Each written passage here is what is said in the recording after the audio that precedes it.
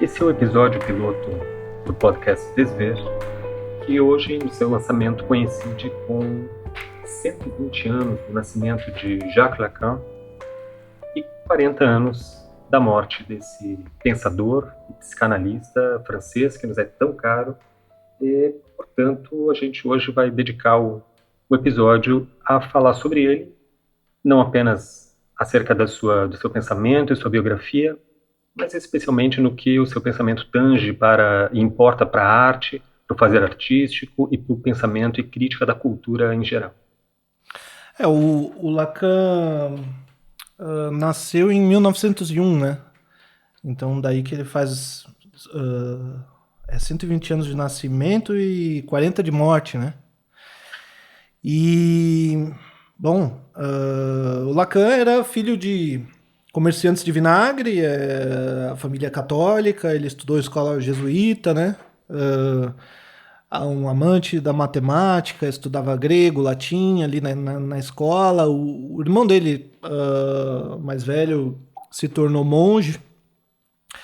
E ele mesmo foi para medicina, né? Se formou em medicina, se interessou daí em psiquiatria e aos 32 anos ele vai defender a sua tese da psicose paranoica e em suas relações com a personalidade, que a princípio não teve muita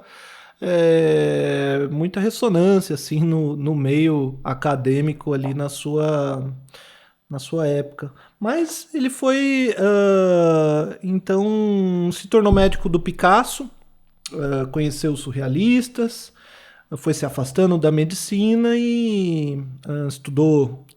Ele era um intelectual muito curioso, muito aberto para ideias de sua época e ideias distantes do seu campo. Acho que muito importante isso. Estudou, por exemplo, poesia chinesa, gostava de chinês, tinha um instituto de cultura chinesa na rua dele, né? Então, assim, ele ia lá no fim da rua, estudava poesia chinesa, trouxe isso para as ideias da psicanálise, estudou Hegel com Alexandre Kojève e, enfim, foi pensando aí, aprofundando um pensamento sobre a subjetividade humana e como ela se desenvolve, né? E é justamente essa confluência de diversos campos do conhecimento que constituem, digamos, um corpo teórico da produção de Lacan, que, fazendo a tecnologia reversa, a gente consegue aplicar Lacan, ou melhor, utilizar Lacan, tomá-lo de empréstimo para entender outros campos do conhecimento. Em especial aqui para nós, ele vai servir para uma interpretação da arte que é muito rica, que é claro, já é bastante assim feita ao redor do mundo, por diversos intelectuais, enfim, essa tentativa de compreender a arte, os fenômenos estéticos sob essa chave lacaniana, e para nós nos interessa a partir de um ponto de vista mais específico, que é o fato de toda a teorização do Lacan ser centrada na imagem. Nós, como artistas, produtores de imagens, produtores visuais, para nós é importante entender a imagem para além de um campo técnico. Ou seja, a imagem, mais do que ela é, além de uma forma que partiu, que dependeu de um processo técnico, operacional para ser feita, etc. A imagem é uma coordenada experiencial dentro da arte. Em outras palavras, quando o artista, o desenhista, cria sua obra, ele está tentando recriar as coordenadas que emulam a experiência visual nos seus observadores. Da mesma forma, então, que para a gente sentir uma experiência, há certos, digamos, disparadores que organizam a nossa experiência de realidade, assim faz o artista quando cria sua imagem, sua obra. Né? Ele vai tentar emular certas condições que estão na realidade, que são condições que fomentam a experiência para produzir imagens e se comunicar. A imagem tem uma importância tão capital que atravessa a teoria lacaniana desde literalmente o seu início. O que é conhecido como um dos conceitos mais fundamentais, e seria o primeiro grande conceito de Lacan, que é o estágio do espelho. Esse estágio do espelho é uma espécie de um mitema, uma situação que o Lacan vai pegar da biologia, dos estudos da biologia, e vai operacionalizar isso no desenvolvimento da cognição da criança. Um caso que é bastante, assim, ou relativamente comum, é a gente ter essa experiência da criança se olhar no espelho. É algo que, em princípio, todas as crianças fazem de uma forma ou de outra. Entre 6 a 10 meses de vida, a criança ainda não consegue precisar as imagens, ela não consegue criar o foco suficiente, né, para entender que uma imagem tenha uma circunscrição no espaço. Então ela olha o mundo como manchas, né, como borrões. A partir desse momento, ela começa a ter um funcionamento do aparelho visual que lhe permite identificar imagens, e é nesse momento que ela se olha no espelho. No primeiro tempo, a criança vai se comportar como se comportam os gatos, os macacos, qualquer animal com assim, inteligência suficiente. Ela vai entender que dentro do espelho, quando ela consegue precisar aquela imagem, se trata de outra criança. Esse é o momento que ela assim, traz os seus brinquedos para brincar com essa outra criança que está lá dentro do espelho, porque ela ainda não compreende, não faz a relação de que aquela imagem dentro do espelho é ela mesma. Mas chega um momento que aí vai depender de cada criança, mas normalmente a partir do segundo ano de vida, é em que a criança vai perceber uma coisa. E isso é absolutamente fundamental na estruturação, na sua constituição subjetiva. É o momento em que, eventualmente, ela possa estar no colo da mãe. E ela olha para a mãe e vê que a mãe está refletida no espelho. Ela olha para a sala e a sala se repete no espelho. Ela olha para o chão, os seus brinquedos, tudo encontra um duplo lá dentro do espelho, menos um ponto. Esse único ponto que não tem retorno, que não tem duplo, que só tem lá no espelho, mas não tem aqui fora, ele em algum momento vai entender que é ele próprio. Esse é um momento preciso, que seria o que o Lacan chama, né, de estágio do espelho. Só que o espelho não se trata exatamente daquela placa de vidro que está na frente da criança. Porque o primeiro gesto que o bebê costuma fazer quando se dá conta de que a imagem lá no espelho é ele mesmo, quando ele levanta a mão e a imagem levanta, quando ele vira a cabeça e a imagem vira, é voltar o rosto e procurar os olhos da mãe. Claro, pode ser da mãe, do pai, de qualquer assim, adulto próximo que cumpra essa função, né, materna ou paterna, e que vai dar anuência para o bebê. É aquilo que as mães costumam fazer, né, de dizer, sim, veja, é o neném ali dentro do espelho. O espelho de Lacan são os olhos da mãe. É na anuência de um outro que o processo subjetivo da criança se dá. Ou seja, não a partir dele próprio, mas a partir do reconhecimento de um terceiro. O estágio do espelho é uma tentativa de resposta muito engenhosa que o Lacan dá para uma questão aberta por Freud, que é da passagem do autoerotismo para o narcisismo primário. O que interessa para nós hoje saber sobre isso é que esse eu que vai se constituir após o reconhecimento do bebê e da sua imagem circunscrita no espaço, é um depósito, sobretudo, de demandas e de projeções dos pais. É nesse momento que se dá a formação do que a gente conhece como consciência, segundo a tradição filosófica, né? É o momento do aparecimento de um ego. Ou seja, a criança sabe de si mesma, é informada de si mesma a partir de uma imagem, ou seja, a partir de um outro. E é ocupando o lugar do desejo dessas projeções dos outros, ou seja, o lugar do reconhecimento da mãe, que ele sabe que é ele mesmo.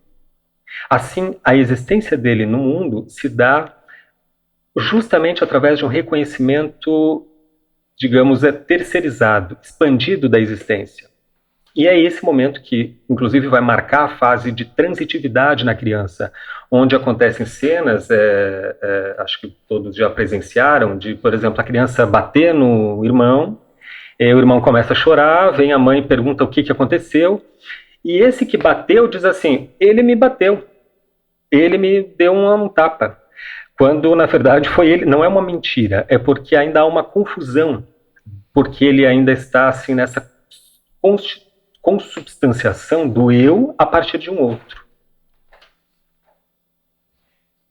E isso dá origem, né, a uma transitividade, porque o momento do estágio do espelho é de profundo alcance no ser, porque é o primeiro momento em que ele se vê como imagem e, portanto, que ele sabe, por exemplo, que não é apenas uma extensão dos sentimentos da mãe. Ele vê na imagem do espelho que ele é um corpo recortado no espaço. Porque até então ele não sabe disso. O bebê não é informado de si mesmo senão através da imagem. E essa imagem precisa de condições para acontecer. Precisa de um aparelho visual já constituído, precisa ele estar numa condição, numa situação tal em que haja um outro que lhe confirme que sim, aquela imagem é ele próprio. Enfim, e quando ela se dá, ele começa a dar origem a esse processo de formação da consciência. Bom, às vezes é um pouco assim complicado, eu mesmo tive alguma dificuldade de entender, até que eu passei por uma experiência que me deu, de uma vez por todas, assim, o alcance do que seria o estágio do espelho para Lacan, e eu queria assim compartilhar com você. Isso aconteceu comigo há uns anos atrás. Eu estava na fila do mercado, uma fila grande, e na minha frente tinha duas crianças levando um carrinho de compras. Aquilo me chamou atenção porque eram crianças assim muito novas que estavam cuidando de compras sozinhas, né? Aí eu entendi que a mãe tinha esquecido algum produto na prateleira, saiu para buscar e deixou ali a Fernanda, que devia ter cerca de 8, 9 anos, cuidando do irmão Felipe.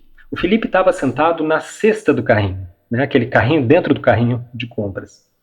E o Felipe devia ter, por conta disso, 1 ano e meio, 2 anos, não consigo assim precisar com tanta certeza.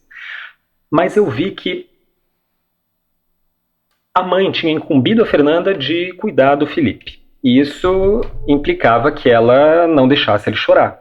Então, quando o Felipe se dava conta de que a mãe não estava próxima, de que a mãe estava fora do seu campo visual, ele já começava a lacrimejar e ficar vermelho. E a Fernanda percebia e já, de certo, imaginava, né? Não, se o Felipe chorar, eu depois é que vou tomar. Tô ferrado. Então, para distrair o irmão, ela puxou assim um bolo de fotos, eram fotos impressas ainda, que eu olhando assim atrás deles, né, consegui enxergar as fotos e devia se tratar do aniversário do Felipe que acontecera na véspera.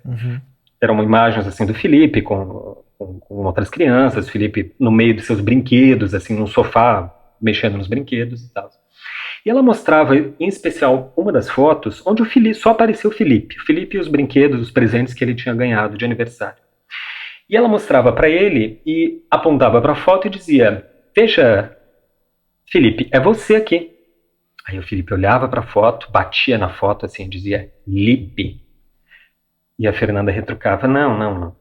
É eu, Lipe. Eu na foto. Aí o Lipe: não. Lipe. Ou seja, ele reconhecia que tinha alguém ali que chamava Lipe, mas ele não se dava conta do que aquilo queria dizer, né? Exato. E de como que ele deveria, assim, informar aquilo, né? Ou seja, simbolizar aquilo. E aquilo foi se estendendo, a fila foi andando, a mãe não chegava, e assim, a Fernanda cada vez mais irritada, porque o Felipe continuava apontando para a foto, em vez de dizer sou eu, ele dizia Lipe, a Fernanda assim já arrancando os cabelos, dizia: Lipe, seu burro, você tem que dizer sou eu na foto. E a fila foi andando, até que lá pelas tantas eu vi uma das cenas que talvez tenha sido assim uma das mais emocionantes da minha vida, o momento em que Felipe arregalou os olhos olhou para a imagem, apontou para si mesmo e disse: Ah, sou eu, Lipe, na foto. Naquele momento é como se o Felipe tivesse nascido uma segunda vez. Uhum. O Freud vai dizer assim, sumariamente, que o ser humano se humaniza através da linguagem. O Lacan confirma essa concepção. O Lacan vai inclusive chamar a criança, antes do estágio do espelho, de uma libra de carne. Libra, vocês sabem que é uma medida de Peso, né? peso, né? Uhum. E, ou seja, antes do estágio do espelho, ou antes do nascimento para a linguagem, a criança é tão um animal como qualquer outro animal. É apenas um organismo vivo. Ela não é propriamente um ser humano. Naquele momento, no mercado, é como se eu visse assim uma certa ilustração, um certo resumo desse nascimento do Felipe para dentro da linguagem. A partir daquele momento, ele não era mais o Lipe, o neném, aquele a quem se referiam na terceira pessoa. Ele era um eu, portanto, era sujeito de suas ações. Você só se torna sujeito de suas ações quando consegue abstrair-se, inclusive no espaço, ou seja, abstrair-se enquanto imagem, seja na fotografia, seja no espelho, porque é assim que se dá a nossa atuação no mundo. A partir daquele instante, Felipe era dono dos seus brinquedos. Quando o Felipe diz eu, né, ele está usando o que na linguística se chama de shifter, né? Essas palavras que elas não têm um significado próprio, mas cujo significado depende totalmente do contexto, né? Quando eu digo eu tô falando eu, Gil. Quando você diz eu, você está dizendo eu, Gustavo. E cada pessoa quando diz eu, ontem, amanhã, daqui a pouco, lá, esses tipos de palavra que dependem muito do contexto, né? E a compreensão, então, da linguagem, de como funciona a linguagem, tem a ver com o modo como o sujeito se forma, e tem a ver com a imagem, né? Que eu acho que era muito essa ligação que você estava fazendo, né? De como... E o que isso significa pra gente como artista, né? E isso me lembra as estruturas ontológicas da experiência, que é uma teoria importante, algumas noções importantes do Lacan, que ele chama também de registros da experiência, ou dimensões da experiência, e que tem esse lugar que é o imaginário, né? Então ele traz isso do Sartre, né, do Jean-Paul Sartre. O Sartre tem um livro que se chama A Imaginação. E nesse livro o Sartre, que era um filósofo, fala de psicologia. E ele tem então todo um pensamento sobre a imaginação que, como a própria palavra diz, e como você estava falando ali no estádio do espelho, tem a ver com a imagem. Mas para o Sartre, então, a imagem tem a ver com uma função da consciência que é específica do ser humano, que separa o ser humano dos outros animais. Então, assim, a modo de separar o humano dos outros animais tem a ver com a consciência, né? Isso é, mas para o Sartre, a consciência tem a ver com o modo que o ser humano se relaciona com a imagem, né? Então, então para o Sartre, nesse trabalho, a imagem é que torna possível a liberdade para o ser humano. Então tem algo, acho bonito isso para a gente na arte, a gente que pensa um trabalho artístico politicamente engajado, essa ideia de que há algo na imagem que pode libertar. Isso tem a ver, então, com a forma como os seres humanos, especificamente, veem a imagem. E aí, para o Lacan, isso se torna uma dimensão, ou um registro, uma estrutura da experiência humana, o imaginário, né? E o imaginário tem, então, para o Lacan, enfim, é uma noção extensa, que corta o trabalho dele quase que inteiro, mas tem a ver, por exemplo, com identificações, né? Como você estava falando no estádio do espelho, né, o Lipe, o Felipe, ele se identifica, primeiro ele não se identifica, depois ele passa a se identificar com a imagem que ele vê, né? E que é um outro, né? Portanto, é uma identificação imaginária, né? Isso, primeiro é um outro, depois se torna o eu, né? Depois e então esse ambiente, né? Essa dimensão é justamente a dimensão imaginária na qual existe a identificação e a desidentificação, né? Então é nesse lugar que a gente olha para o outro e diz: você é dos meus, você é aqui me serve, né? Você tá junto comigo. Me serve como companheiro, né? E tem o outro não, você não sai pra lá, você é estranho, né? Você de repente é meu inimigo, porque não tá relacionado comigo. Esse processo de identificação, que vale dizer, desculpa te interromper, Gil, mas são esses processos que depois o sujeito passa anos na análise para tentar desconstruir. Exatamente. A psicanálise tenta justamente quebrar essas identificações, né, porque elas são... E a gente tende eu acho que a ter um olhar para a arte, tanto como artista, quanto como a pessoa que vê a arte, muito ligada a essas identificações, né? Então tem aquela pessoa que tem aquele famoso não vi, não gostei, né? Que o cara tá tão ligado com as identificações imaginárias dele que assim, não gosto de arte abstrata. E assim, mas você já viu fulano, já viu ciclano? Não vi, mas eu não gosto. E então ele tá ali tão atrelado com as identificações dele, né, que nem consegue ver justamente, né, um trabalho. Mas esse campo do imaginário, daí o Lacan vai dizer que ele é cortado pelo simbólico. E o simbólico é um outro registro, né? Um outro campo assim da experiência. E ele tem a ver com uma crítica de uma ideia do Freud. O Freud entendia que o inconsciente estava ligado com a noção de representação, né? No alemão Vorstellung.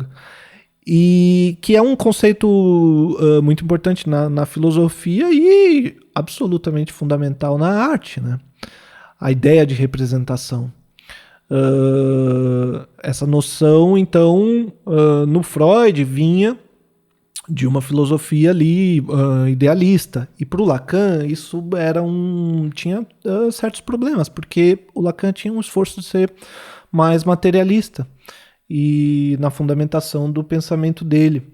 Então o Lacan desenvolve a ideia de que o inconsciente não é estruturado a partir de jogos de representação, mas como uma linguagem. Ou seja, o inconsciente é um efeito de trocas sociais que são, na verdade, simbólicas, né? Então o inconsciente não é do cara ali sozinho, nele mesmo. Ele tem a ver com trocas sociais, né? Com outras pessoas, né? E essa ideia vem da antropologia do Lévi-Strauss. O Lévi-Strauss, em 1955, publica Estruturas Elementares de Parentesco, onde ele desenvolve assim, algumas ideias que são fundamentais na antropologia. E a partir dessas ideias, então, de trocas de parentesco, troca entre tribos, troca de mulher, troca de palavras, trocas de coisas, eu e o outro, o Lacan vai desenvolvendo essa noção do simbólico e essa ideia de que o inconsciente não é ligado, na verdade, à ideia de representação, mas a essas trocas simbólicas. E daí ele traz também para essa ideia a ideia da linguística, né, ali a partir do Saussure, que cria o método estrutural na linguística, separando ali o que é signo, significado, significante, e o Lacan toma esse método estrutural para se referir ao inconsciente, né, aproximando ali essas noções com algumas ideias do Freud. Mas ele faz uma torção do significado da noção de significante do Saussure. Ele toma ali o significante, o Saussure toma o significante como a imagem acústica da palavra, né? Então, assim, a gente pode entender assim, por exemplo, pato. A gente tem o que a imagem acústica da palavra não é. Então a gente tem o som pá e o som to. E o som tanto um quanto o outro, o pá e o tô, não querem dizer nada. Agora, quando você junta esses dois sons, pato é um significante que tem um significado e que pode ser compreendido dessa maneira. Mas para o Lacan, o significante tem primazia sobre o significado, né? Então, e eles se articulam, os significantes se articulam numa lógica de linguagem, né? Através de metáforas, metonímias. Então, por isso que essa ideia da metáfora, eu acho que é algo absolutamente fundamental na arte, e essa ideia de que o inconsciente está estruturado como uma linguagem, para chegar nesse modelo mais materialista, é fundamental na arte, porque a gente olha a arte como algo do simbólico, né? A arte tem a ver com o simbólico sempre, né? Ela tradicionalmente, dentro das análises e interpretações lacanianas, a arte é considerada assim como fazendo parte desse registro do simbólico. Não tanto do primeiro registro que o Gil falou há pouco, do imaginário, mas como parte do simbólico. Esses registros seriam, para Lacan, registros, assim, categorias ontológicas da existência. O imaginário e o simbólico, né? O simbólico, sendo um domínio das formas, estaria muito mais relacionado à arte. A arte seria um campo mais próprio, digamos assim, para a manifestação ou reconhecimento do simbólico. A arte, as formas, a representação, etc., né? Para o nosso uso pessoal, a gente se dá essa liberdade, né, de utilizar Lacan assim também, não apenas entendendo a arte como parte desse registro do simbólico, mas também utilizando os conceitos lacanianos de vários deles, né, imagem, representação, metáfora, ou seja, todos esses conceitos que no Lacan nos permitem entender e analisar também as imagens, né, para além de uma circunscrição do registro do simbólico. Tem uma imagem interessante, uma história interessante da antropologia que me ocorreu agora, que eu não lembro quem contou, nem quem era o personagem, mas que é assim, o antropólogo dá um relógio de presente pro índio, e daí ele continua fazendo o trabalho dele lá na tribo e tal, e aí um momento ele percebe que o índio colocou o relógio de pulso, né? Pegou o relógio de pulso e colocou na parede, assim, como um objeto para ser visto, né? Ali como sei lá, do mesmo jeito que a gente põe... como objeto, como a gente põe o quadro, ele olhou assim e falou, pro índio a hora não quer dizer nada, e aquilo ali é um objeto bonito de metal só, né? E olha que engraçado como que o índio é, né? E aí ele voltou para casa, e quando ele chegou em casa, ele entrou na sala e viu que na sala dele ele tinha um objeto de arte plumária, arte feita com... arte feita com penas que ele tinha trazido de uma tribo e que estava na parede dele. E aquilo pro índio, aquilo tinha um significado religiosa brutal que ele Isso, pro índio aquilo tem um significado, tem uma função social, aquilo tem um modo de uso, né, do mesmo jeito que o relógio pra gente. Então, você vê como essas trocas, né, entre... A gente tem essa noção de que tem muito a ver com o imaginário, que é essa noção de que o outro é igual a mim, né? Essa ideia de que o outro é um tipo de ser igual a mim. O outro me entende.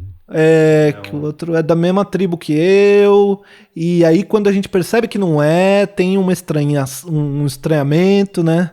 E isso está em jogo, eu acho que o tempo todo na arte.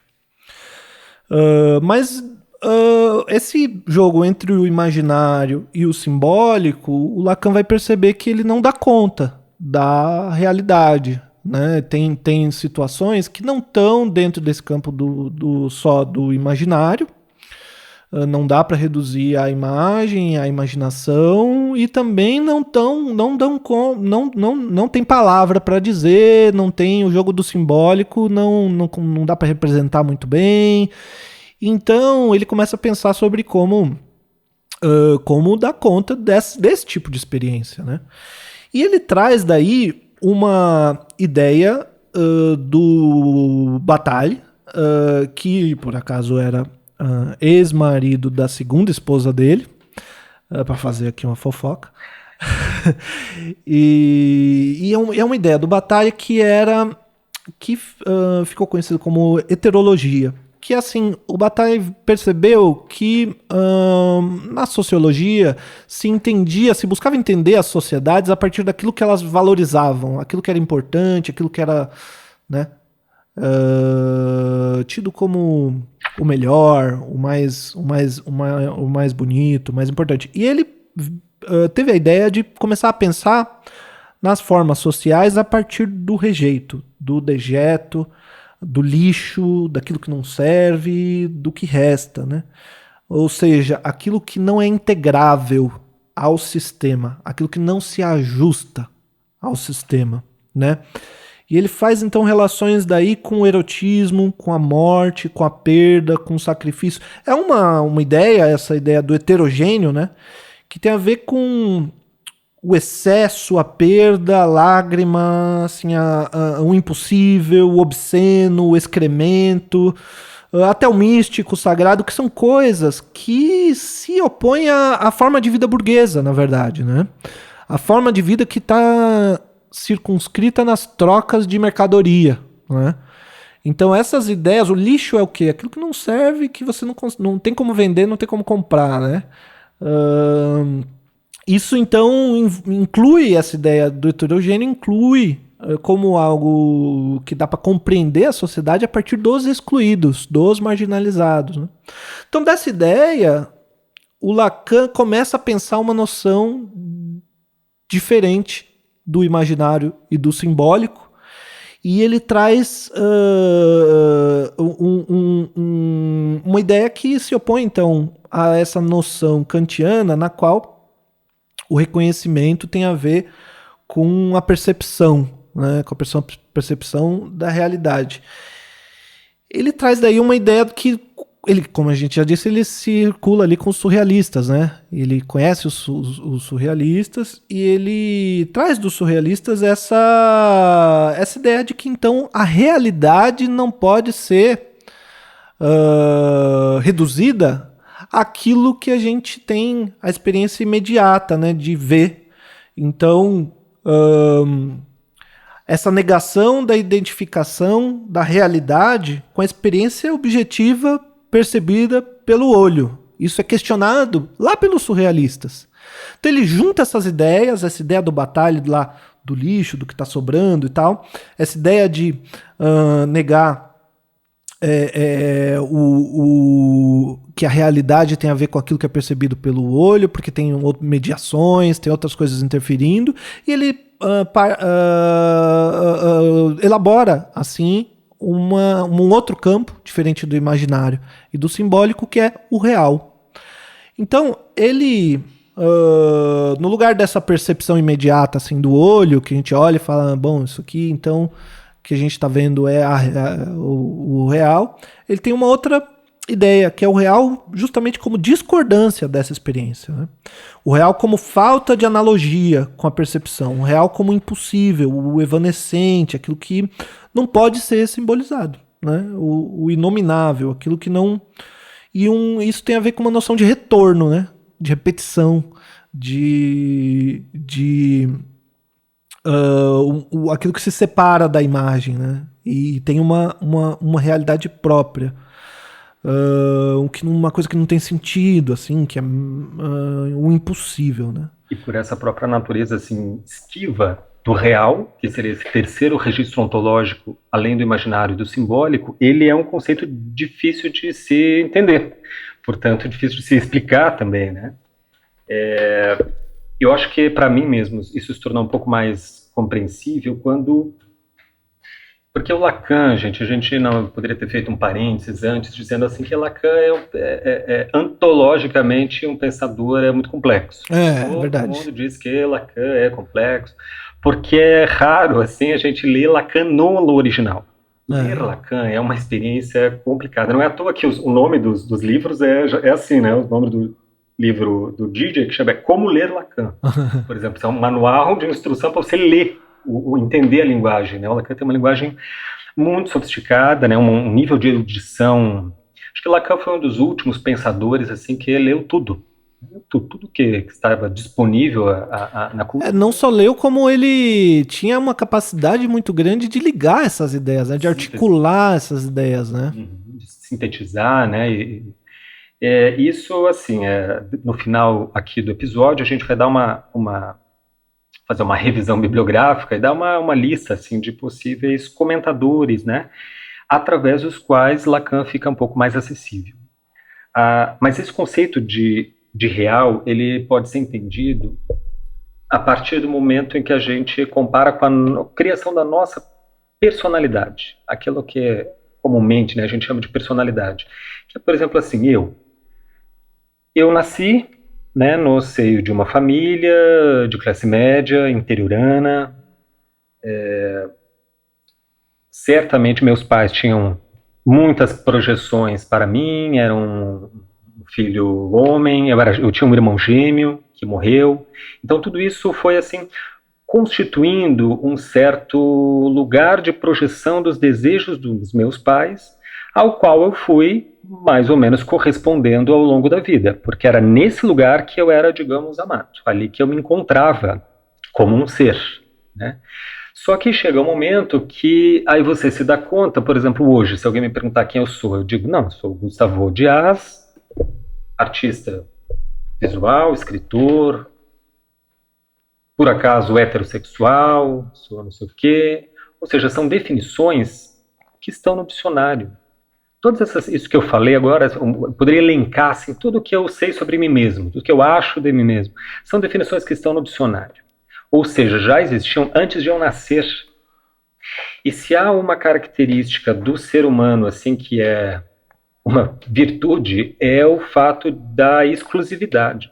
Cada um nasce absolutamente distinto de todos os outros, porque há ali uma troca genética, né, chama um crossing over, que faz com que você seja único e distinto e etc, embora pertencente a uma espécie e tal.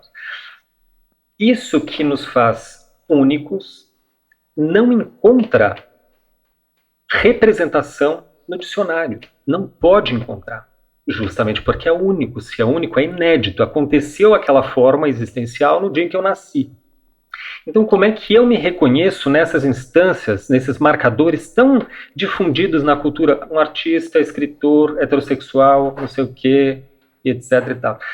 É justamente porque existe um terreno simbólico que a gente veste, né? E através do qual a gente se apresenta para o outro e é pelo outro reconhecido. Isso explica uma das céleres sínteses de Lacan, que é o desejo do homem é o desejo do outro. O homem aqui no lugar de sujeito, né? O desejo do sujeito é, na verdade, ser reconhecido pelo outro. Portanto, o desejo do sujeito é o desejo do outro. Desejo do outro, né? Desejo do desejo alheio, exatamente.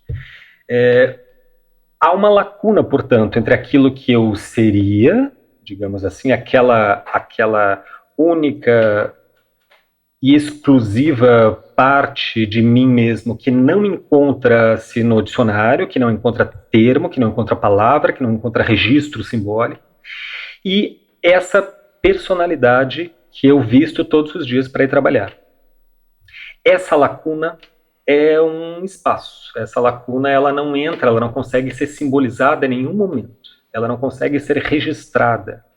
Essa lacuna é uma forma aí que a gente pode entender como o real. Sim, não que se reduza a isso, né? Mas como acho que esse é um bom exemplo de um exemplo de algo que pode ser entendido a partir dessa noção do real, como tem muitas ideias do sujeito, da experiência, da forma, inclusive da arte, né? Em que a gente pode entender a partir dessa noção do real, né?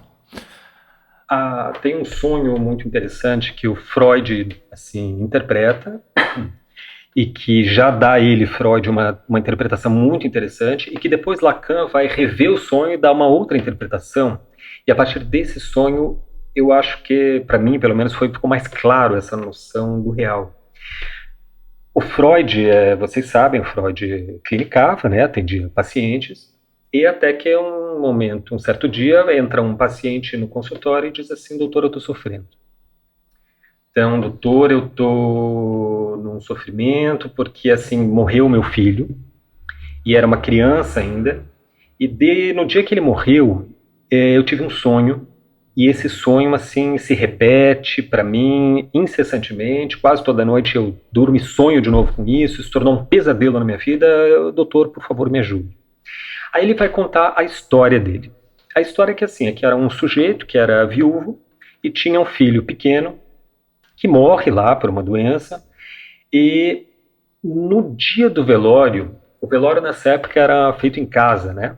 Então o filho estava sendo velado na sala e ele estava muito cansado, exausto, né, para aquela situação toda de ter que lidar com a morte do filho, etc. E pede para alguém para velar o corpo do filho enquanto ele, o pai, vai descansar. Então ele pede para o senhor que vele o filho e vai assim dormir no quarto ao lado, né, da sala onde o filho está sendo velado. E ao descansar, ao dormir, ele tem um sonho. E esse é o sonho que, assim, vira uma coisa obsessiva para a vida dele, né? E é um motivo de sofrimento. Ele sonha que o filho dele aparece em chamas no quarto, abre a porta, vai andando pé ante pé até ele, chacoalha o pai e diz assim: pai, você não vê que eu estou em chamas? Nisso, ele acorda, de fato, do sonho, corre até a sala onde o filho está sendo velado e realmente a pessoa que ficou velando dormiu, uma vela cai sobre a mortalha e o corpo do filho estava em chamas. Então é uma espécie de quase uma coincidência, né? Uma coisa realmente obsedante, né? Que torna-se ali um trauma para a vida daquele sujeito. Aí o Freud dá uma interpretação brilhante, que foi assim lacradora para a época, que é o seguinte: o Freud entendia, né, que o sonho tinha várias funções, e uma das funções do sonho era manter o sonhador dormindo. Isso futuramente foi assim comprovado cientificamente, né? Eu lembro de ter lido há uns anos atrás uma revista super interessante, eu acho, dizendo que sim, o sonho realmente tinha essa função biológica de te manter dormindo. Isso para a função reparadora, né? Quanto mais você dorme, mais o corpo repara, se ali descansa, etc.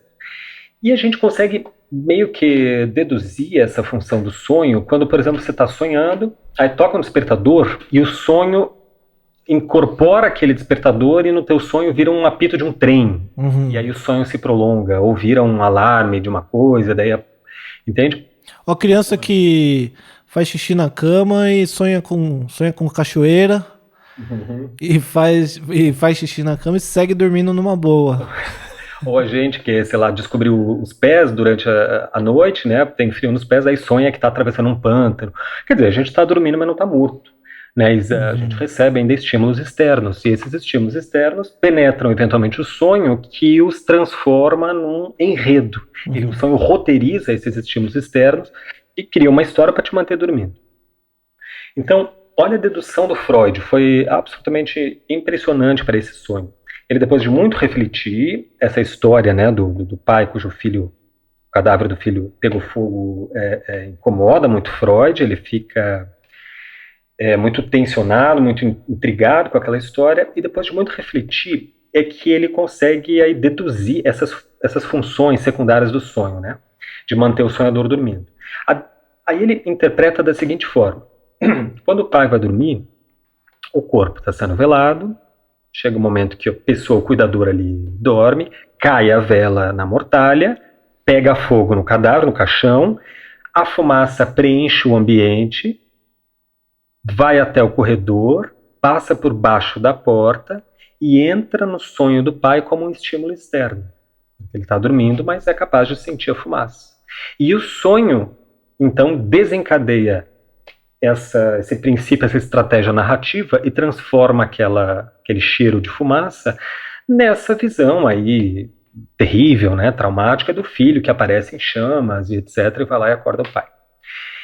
A interpretação é tão boa que durante assim décadas ninguém se arriscou a contradizê-la, até que Lacan pegou a interpretação e deu outra versão para ela. Ele, na verdade, ele muda a pergunta. Ele se pergunta, bom, sim, ele concorda com Freud, Lacan sempre concorda com Freud, mas depois diz dizê-lo, né? Então ele diz que sim, o sonho realmente tem essa função, o pai e tal. Só que tem uma pergunta que faltou. Por que é que o sonho constrói justamente essa história tão apavorante, essa imagem tão terrificante do próprio filho em chamas que aparece no quarto? Por que que o sonho, se valendo daquele estímulo da fumaça, não criou assim qualquer outra história, um papel pegando fogo, uma floresta se incendiando?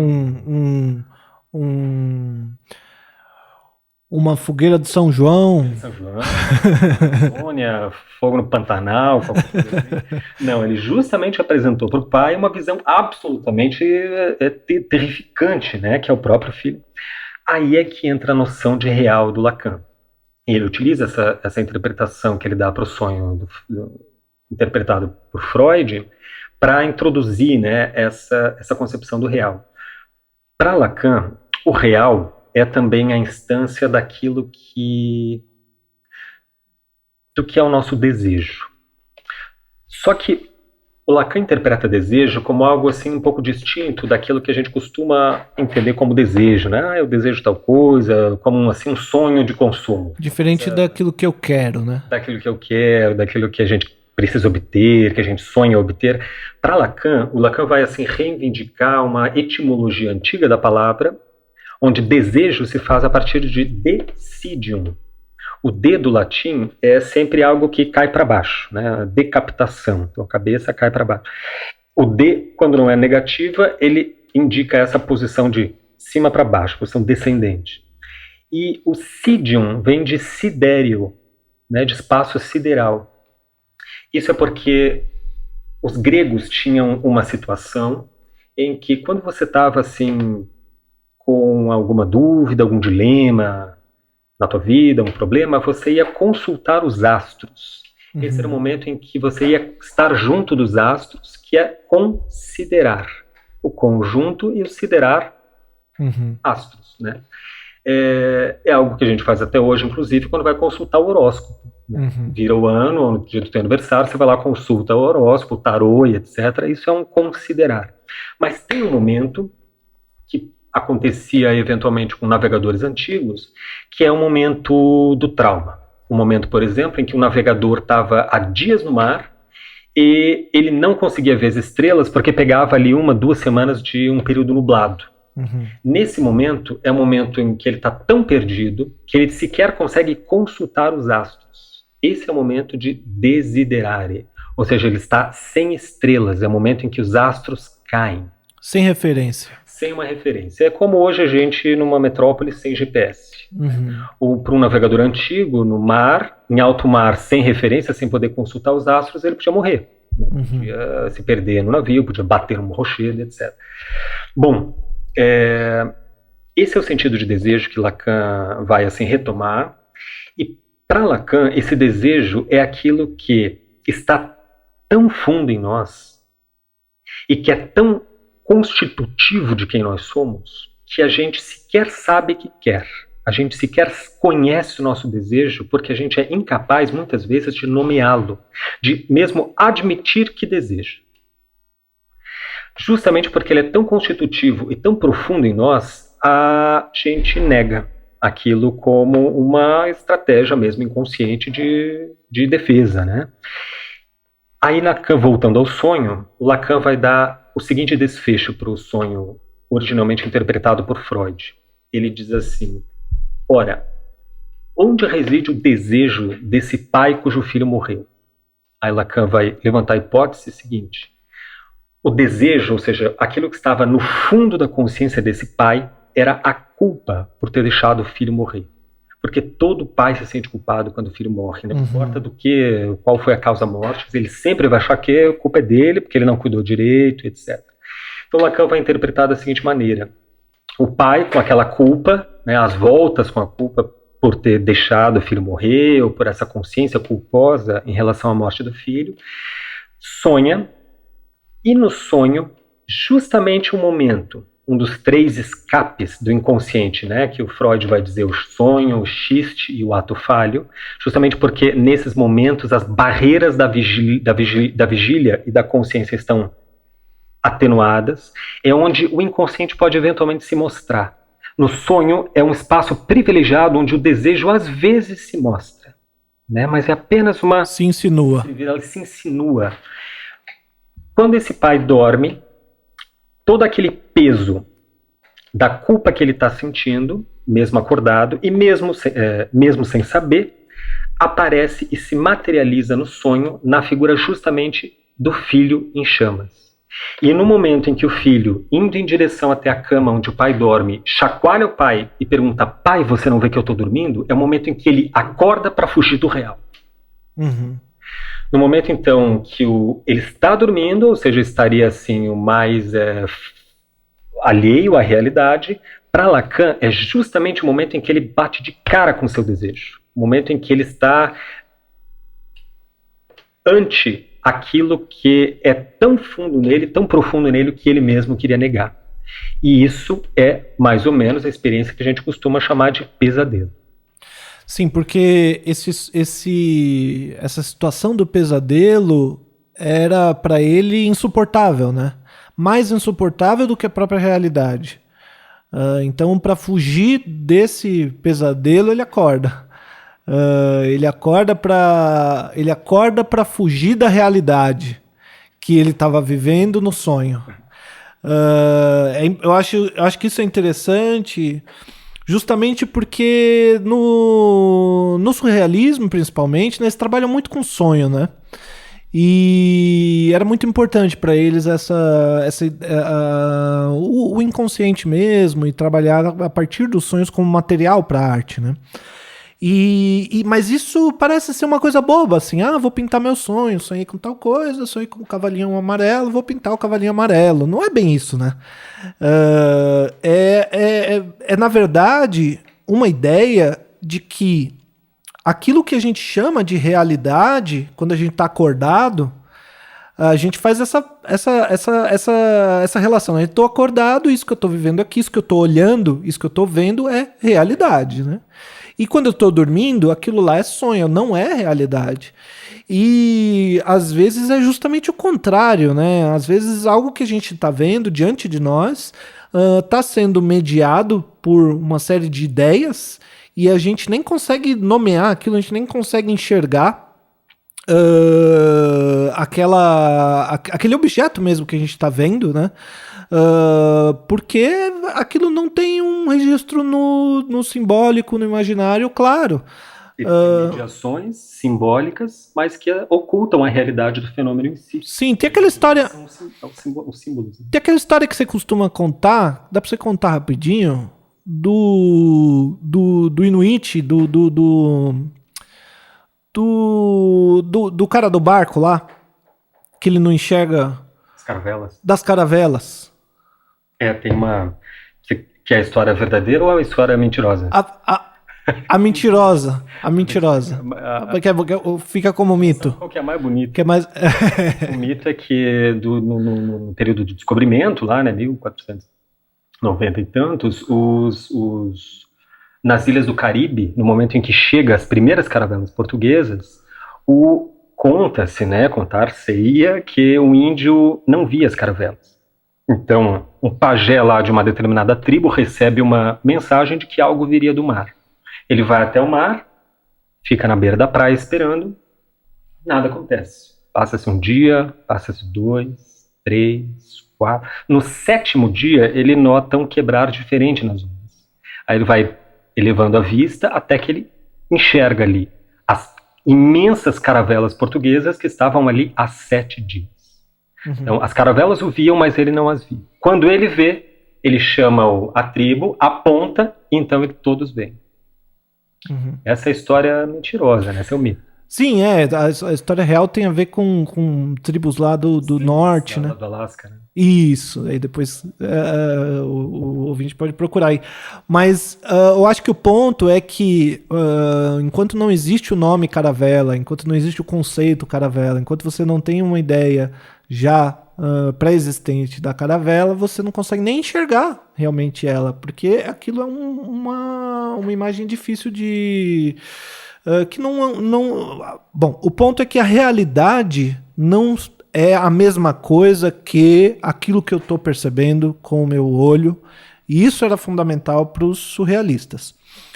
Então, para alcançar... Então, eu quero pintar essa realidade que não é isso que eu estou vendo com os meus olhos. Como que eu alcanço esse fulcro? Então, para entender a realidade mesma, eu preciso perceber que ela se apresenta como projeção, que ela se apresenta como deformação desse sistema simbólico imaginário, né? Então, quando a gente consegue desfazer, desentranhar esse sistema do simbólico imaginário, é que a gente percebe que tem algo que retorna, tem algo que aparece de novo, tem algo que a gente não consegue simbolizar, e que isso que a gente chama que está nessa esfera do real. Então, para o dadaísmo e para o surrealismo, para os dois, era assim, enfim, para eles não era só uma questão psicológica, tinha a ver com, era um movimento político, uma ideia de reforma do espírito, uma reinvenção assim da própria realidade, né? Então a deformação, o tratamento da imagem, o questionamento da imagem como um tipo de índice da realidade, ou seja, a imagem que eu estou vendo é a realidade, era muito importante para eles, porque eles percebiam que tem estruturas de mediação que me impedem de ver a realidade mesmo com os meus próprios olhos, né? Então, a partir disso, é que eles começam a usar a deformação para justamente revelar esse intervalo da realidade, através da deformação, da transformação das imagens. Então, eu acho interessante porque o surrealismo não é só assim, uma forma de arte onírica, né, que tenta representar os sonhos, né? É justamente como ele é assim, interpretado ou mal interpretado, né, como se fosse uma representação dos sonhos. Na verdade, é o contrário, ele quer representar o que seria o real em si. O real em si. Lógico que o real em si é irrepresentável, tem a definição do Lacan, né? Sim. Eternamente o que... não cessa de não se escrever, né? Ele não se inscreve no simbólico, porque se você escrever algo no simbólico, ou seja, se você dá forma simbólica, se você fala sobre uma coisa, a primeira coisa que acontece é que a coisa desaparece, né? As palavras tomam o lugar da coisa, né? O simbólico vai sempre tomando lugar e a coisa em si, o id, o real, ele some. Sim. Aí esse ideal surrealista de se chegar no real para além de mediações e de convenções formais, tem esse campo que você já mencionou, né, político, o que torna o movimento muito interessante, né, e não à toa os manifestos que acontecem nessa época, né, os manifestos surrealistas, que é altamente político, da qual o próprio Trotsky participa, né? Sim. Depois a gente pode falar um pouquinho melhor sobre o Manifesto Fiari, etc. Né? Aliás, a gente tem um episódio já programado sobre isso. Né? Sim, vamos fazer. Essa noção... O surrealismo tem a ver com política e com tudo isso porque ele é uma forma de disciplina da não disciplina, é uma forma de vida para eles, né? O surrealismo não era uma forma de arte só, era uma forma de viver, né? Mas que está muito ligada tanto com noções da política quanto da psicanálise, né? Porque, e é engraçada essa história, eu acho engraçada essa história, que o Breton, o poeta, que, enfim, um dos fundadores do surrealismo, né? Ele foi atrás do Freud, ele já estava interessado nessa história aí da psicanálise, ele foi na casa do Freud, foi lá, falou então das ideias dele para a arte e tal, e o Freud mandou a filha dispensar.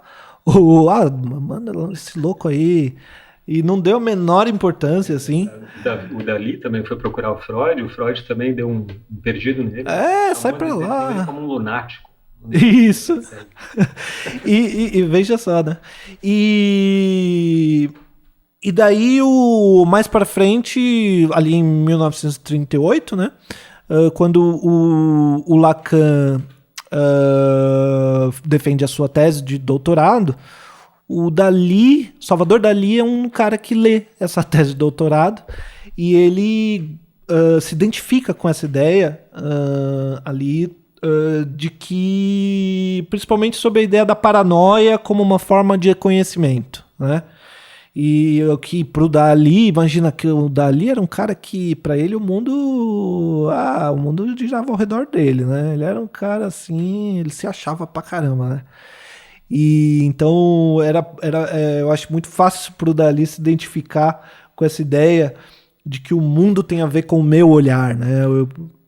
Que ele instrumentaliza um pouco a tese do Lacan para criar o método paranoico crítico, né, que é o método onde ele pode instrumentalizar essa megalomania. Isso, que ele até diz assim, olha, o Lacan, lá, ele escreve no Minotauro, que era a revista do surrealista, ele escreve assim, o Lacan deu uma boa forma para uma ideia que eu já tinha antes. Então, mas o Lacan depois toma contato ali com o Dalí, toma contato com o Breton, como eu disse, depois ele casa com a esposa do Breton, mas ele inverte essa fórmula do Dalí, né? Ele diz que todo o conhecimento tem forma paranoica. E então, por conta disso, o eu tem a ver com uma estrutura de duplicação. Então, o real para os surrealistas tem algo que produz uma relação assim transformativa de transformação do mundo, né? Na medida em que o mundo já não se pode ser descrito por uma forma ideal, né? Então a produção do real tem a ver assim com uma duplicação da realidade. Nesse sentido, o surrealismo, então, não é uma pesquisa sobre outro mundo, sobre o sobrenatural, sobre um mundo mágico, né, sobre um mundo maravilhoso que não existe. Pelo contrário, que isso era mais assim dos românticos, né? Não é do surrealismo.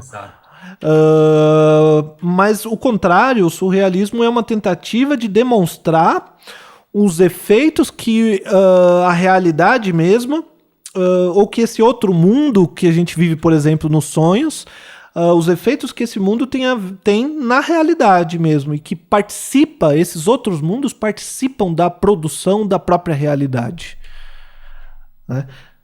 Sem contar uma certa clareza de visão também que os surrealistas tinham de que a realidade, tal como ela é contada, ela é justamente uma edição, uma ficção. Daí a sua proximidade também, né, com Lacan, que entende que a verdade tem uma estrutura de ficção. Ou seja, se a realidade que nos é contada, a realidade que a gente tem como realidade, como experiência de estar no mundo, é uma edição de fatos, então você pode alterar a ordem desses fatos, reeditá-la, usar outro paradigma de forma, outra gestalt, etc. E daí isso vai também se refletir aí nas obras, nas produções, que são aquelas formas, né, inimagináveis, né, que buscam isso que é irrepresentável. Sim, então eu acho que nesse sentido que eu acho mais interessante no surrealismo é essa junção de duas ideias muito potentes, que é a psicanálise de um lado e o marxismo de outro, né? Ali, imagina, na década de 20 e 30, a gente pode hoje pensar, né, e repensar, enfim, a escola de Frankfurt, um monte de crítico repensaram o marxismo a partir, enfim, elaborando de outro jeito, né, aquelas ideias, mas na década de 20 e 30, imagina, a Revolução Soviética tinha acontecido ali, né, há pouco tempo. Então, eles ali na França tomaram conhecimento desse outro jeito de pensar e dessa utopia, eu acho, né? Um intelectual brasileiro que é professor na França, Michel Lovy, ele escreveu um livro que chama Estrela da Manhã, que é justamente analisando essas ideias entre o surrealismo e o marxismo, né? Então ele diz que os surrealistas trouxeram do marxismo uma crítica ferrenha, uma crítica feroz ao capitalismo, e e a utopia revolucionária, essas duas coisas. Então, não só do marxismo, mas também do anarquismo, né? Nessa época, o marxismo e o anarquismo ainda já estavam brigando fazia tempo, mas para os surrealistas eram duas coisas que andavam juntas, porque eles estavam trabalhando com arte, né? O Michel Louvi conta uma história que na França, ali no Pompidou, no museu, no Museu Georges Pompidou, eles fizeram uma grande exposição dos surrealistas e fizeram ali um programa, né, ali com 3, 4 folhas explicando do que se tratava e tal. E aí, assim, é uma escola de arte que trabalha com os sonhos e tal, e não mencionou em nenhum momento nada de política. Como se o surrealismo não tivesse nada a ver com política. Simplesmente deixar de lado. E aí um grupo ali francês de ativistas que se identificavam com o surrealismo fizeram um outro programa igualzinho no design, assim, com a mesma capa, tudo exatamente igualzinho. Só que mudando totalmente o conteúdo e dizendo assim, o surrealismo é uma forma de ativismo político, marxista, que se... e aí eles foram lá e colocaram em cima. E daí parece que os diretores ali do museu descobriram, claro, né, em algum momento, e fizeram um terceiro. Fizeram um terceiro ali tentando chegar numa síntese. Mostrando, tem isso, mas também tem aquilo, né? Mas eu acho que é importante, então, essa noção do que os surrealistas trazem, que eu acho que é muito atual, que é uma visão libertária.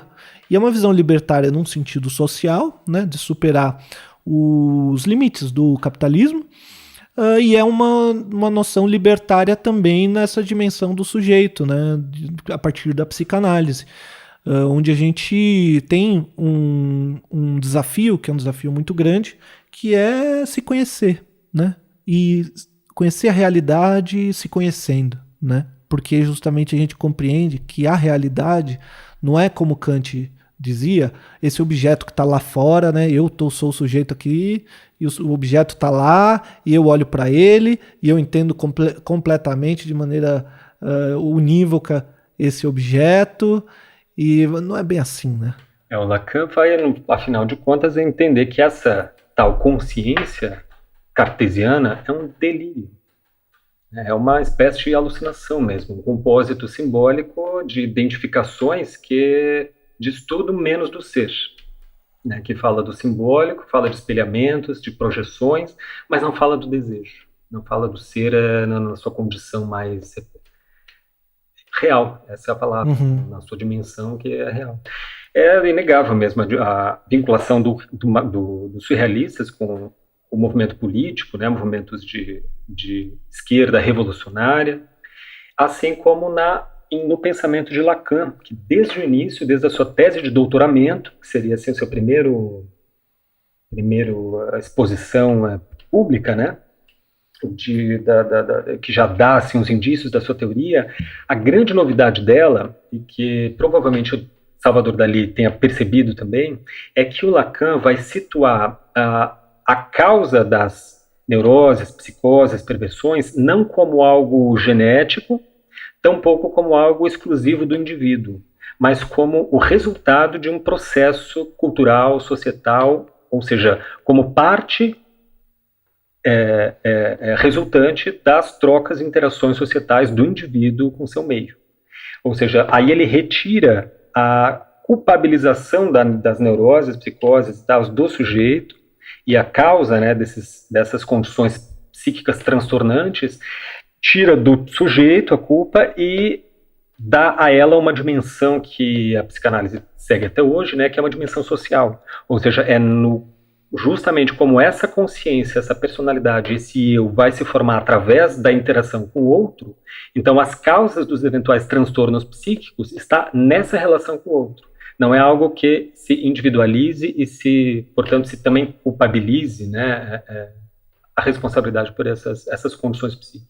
O que toma uma dimensão política muito grande na própria obra do Lacan, desde cara, né, desde o início, que, bom, se o sujeito se forma, não como um indivíduo, como queriam os liberais, né? Como um indivíduo que nasce do nada, né? Que existe como uma página branca. Mas quando ele nasce, ele já está jogado na linguagem. Ele já está jogado na linguagem que existe antes dele, né?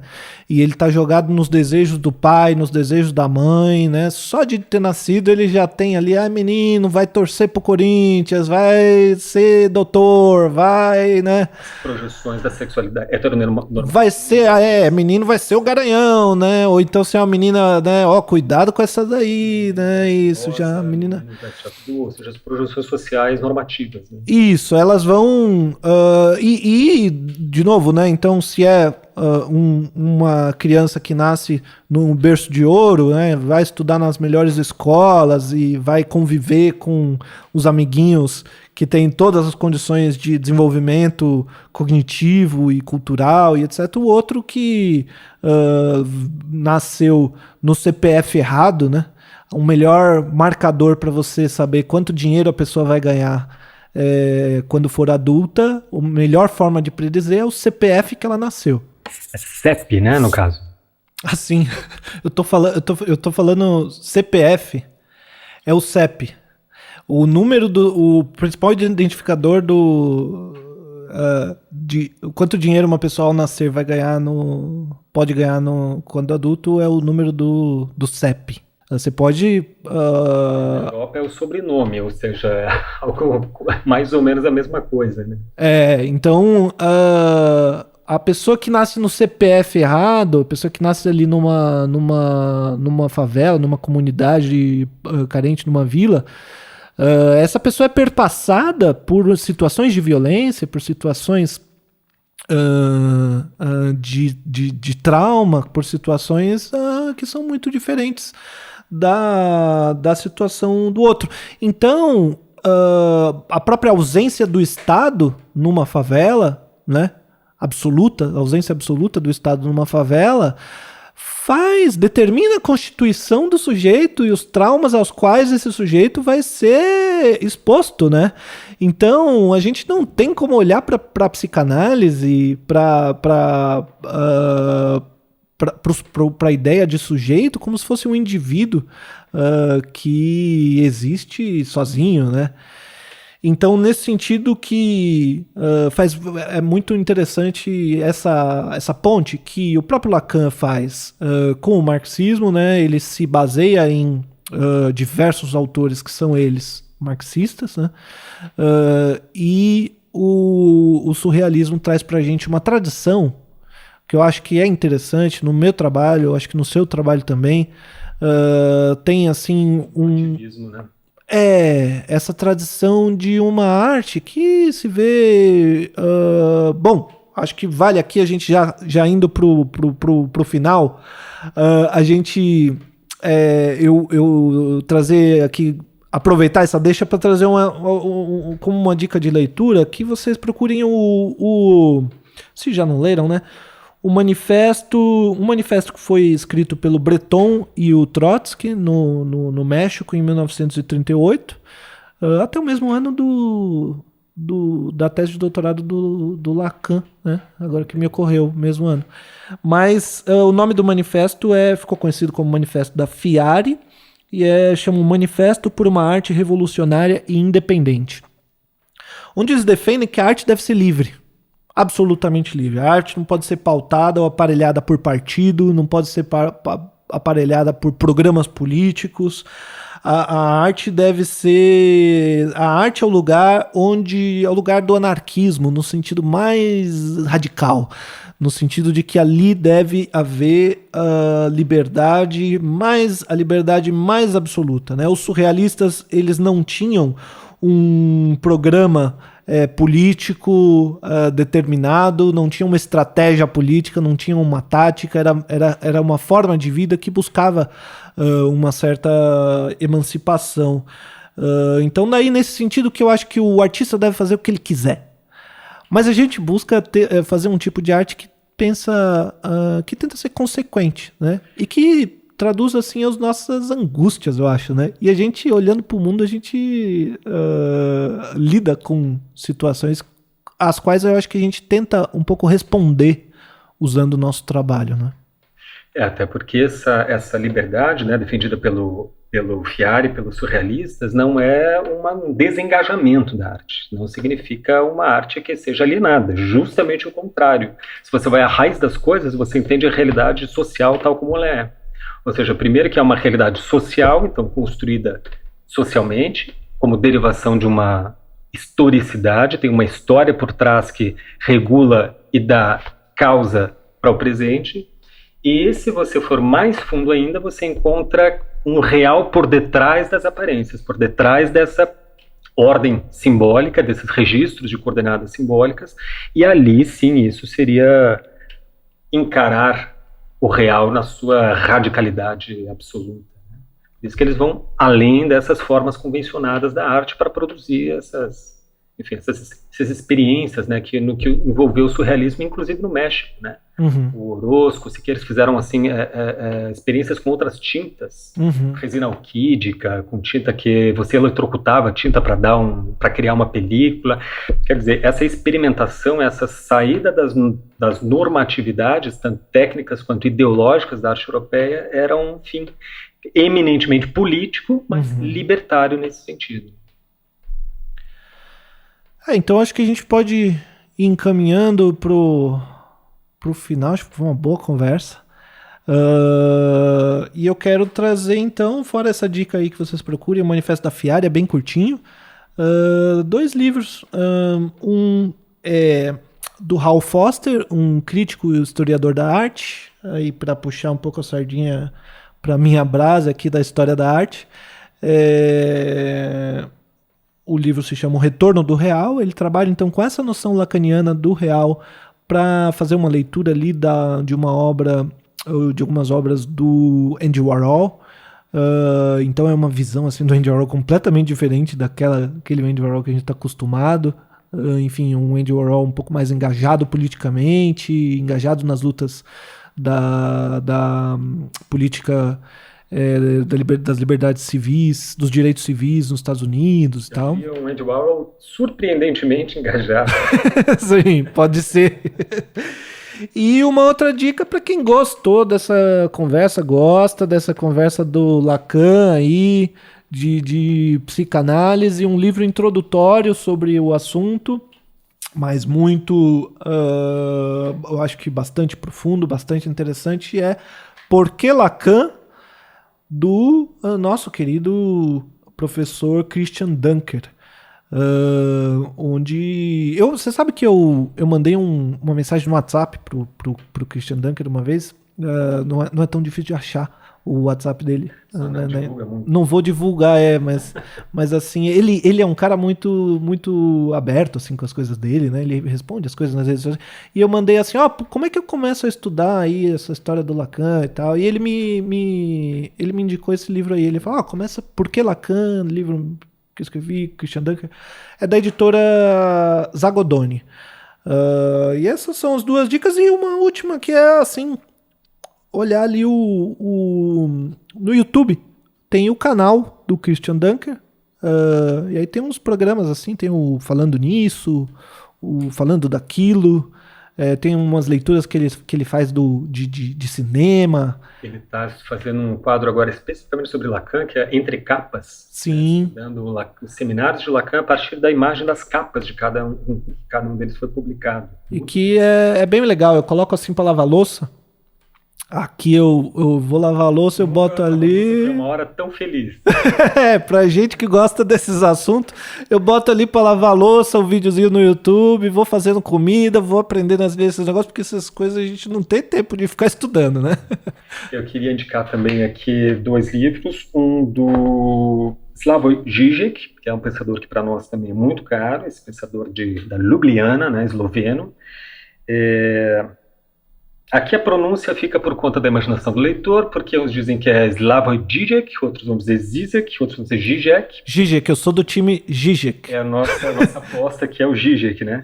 E ele tem várias obras, enfim, o Žižek é talvez um dos responsáveis mundiais por uma certa popularização do Lacan, em nível mundial, né? Ele é muito carismático, né? Muito carismático ele, e ele torna mais palatável esse pensamento do Lacan, que é por si só bastante complexo, né? E o Zizek, com aquela sua irreverência, né, ele torna mais acessível o estudo e o pensamento do Lacan.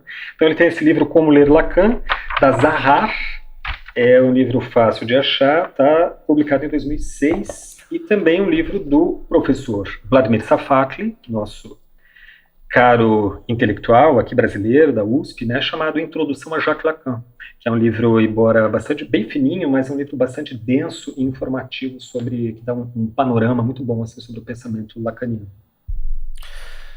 Isso aí, então, eu acho que foi uma conversa bem legal.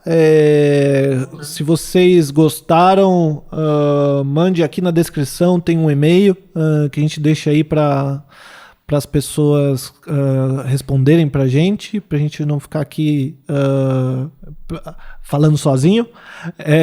Por favor, se vocês acharam assim, eu falo, não entendi nada que vocês falaram, achei até legal, mas não entendi nada que vocês falaram, mande tua crítica, a gente vai gostar de ouvir. Se você não achou legal, vou insistir, por favor, escrevam pra gente, para comentar, digam o que acharam do programa, coloquem suas dúvidas, suas críticas, inclusive.